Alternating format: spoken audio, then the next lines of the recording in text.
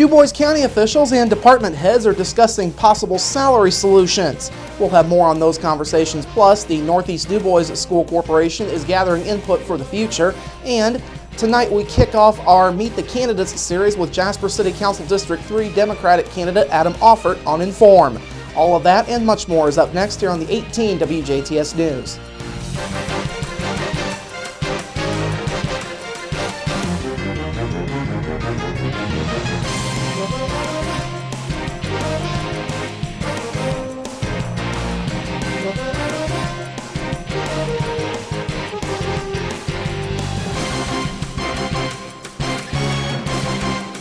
Hello, I'm Bradford Raths. We begin with more tragedy as Daviess County authorities continue looking into a crash that killed a woman along US 50 just west of Lagodi yesterday. Daviess County Sheriff's deputies were called to US 50 near the entrance of Daviess Martin Medical Clinic at around noon yesterday.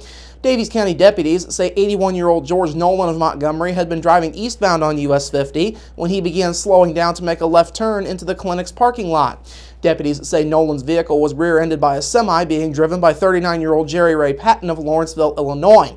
The impact pushed Nolan's vehicle off of the north side of US 50 and onto the lawn of Daviess Martin Medical Clinic.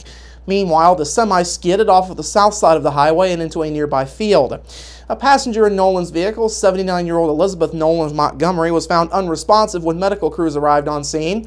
After trying to revive Elizabeth Nolan, authorities took her by ambulance to Daviess Community Hospital, where she was pronounced dead a short time later.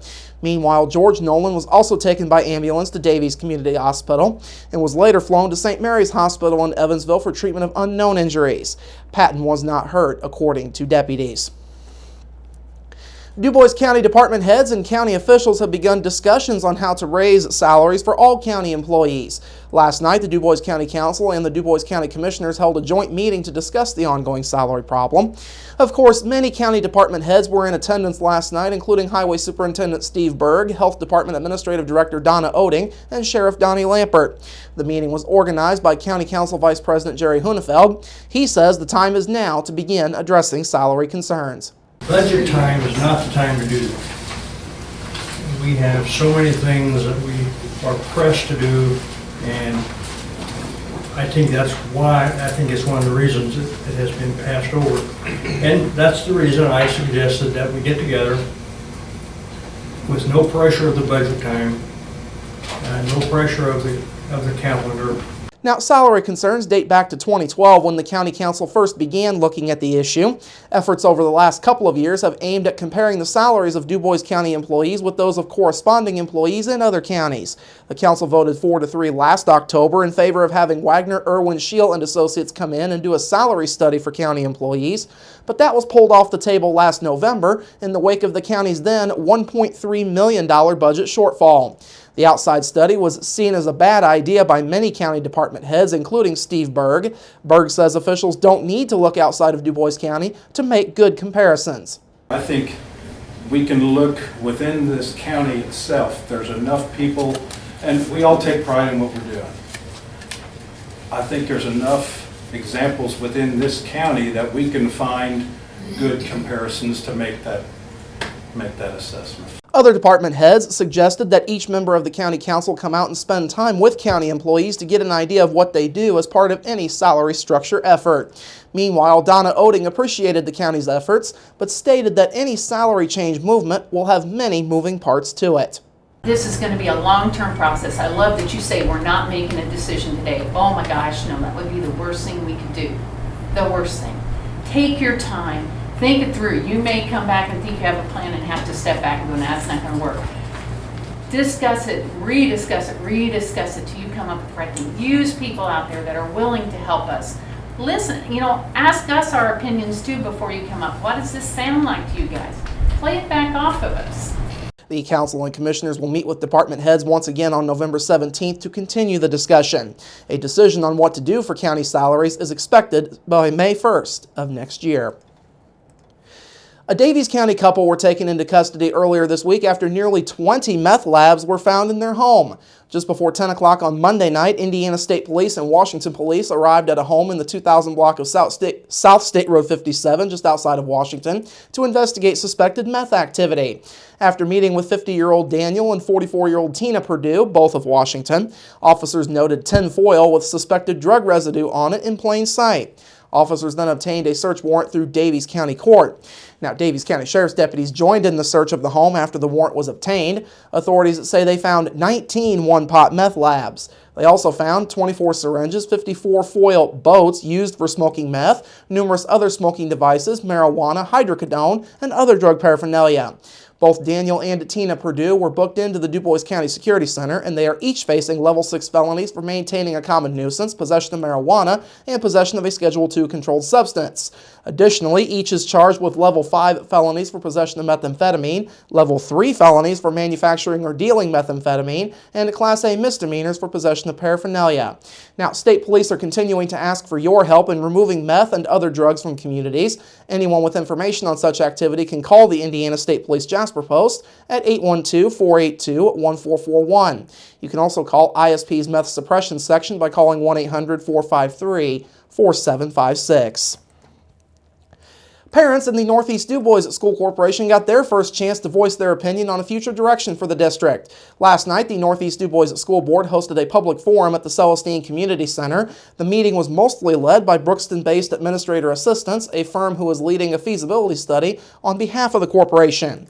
Northeast DuBois Superintendent Bill Hoaksong says Administrator Assistants laid out several ideas for the future. The list, which contained several ideas on it, included scheduling changes amongst the schools, a referendum on the 2016 ballot, and consolidating the corporation's 2 elementary schools into 1. Hoaksong says it's all about making the right decision for the corporation, which means keeping all options open.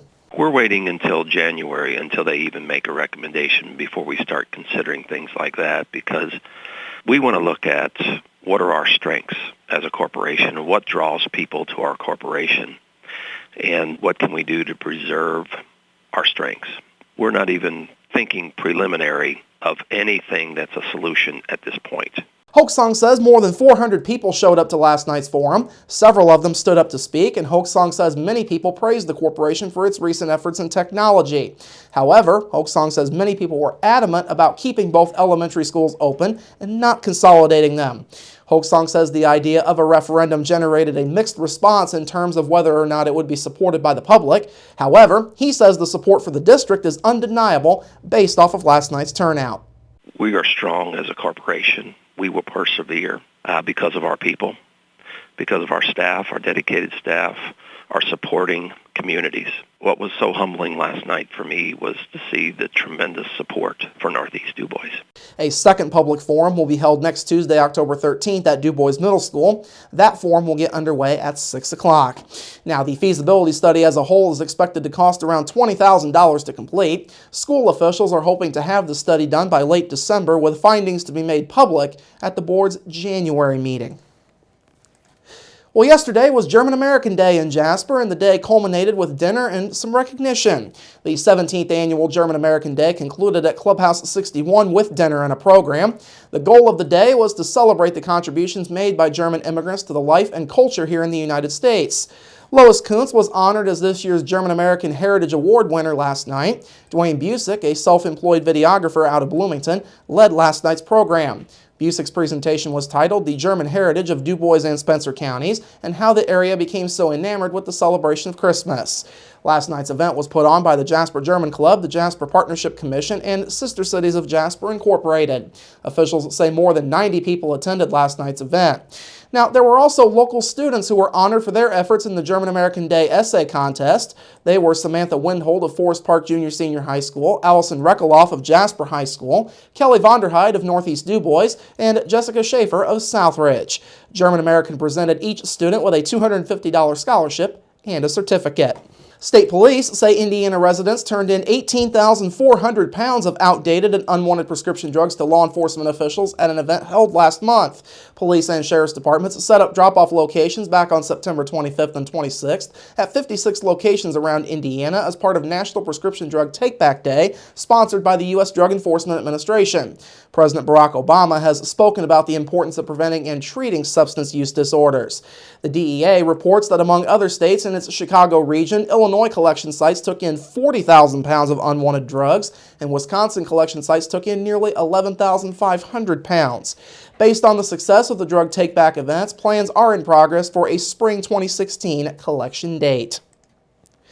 And finally tonight, public health advocates told an Indiana legislative committee there's no scientific consensus on whether electronic cigarettes pose any health risks, even as a growing number of youths are trying them. Brianna Herndon of the American Cancer Society told the legislature's Public Policy Study Committee yesterday that the jury is still out on e-cigarettes' health risks. She noted that a recent study found nearly 25% of Indiana high school seniors had used e-cigarettes within the past month. That's more than had smoked traditional tobacco, and Herndon says those statistics suggest that e-cigarettes should be treated like tobacco. E-cigarettes proponents argue that the products can help people quit smoking traditional tobacco. American Vaping Association President Greg Conley says every time a smoker switches to these products, the public health benefits.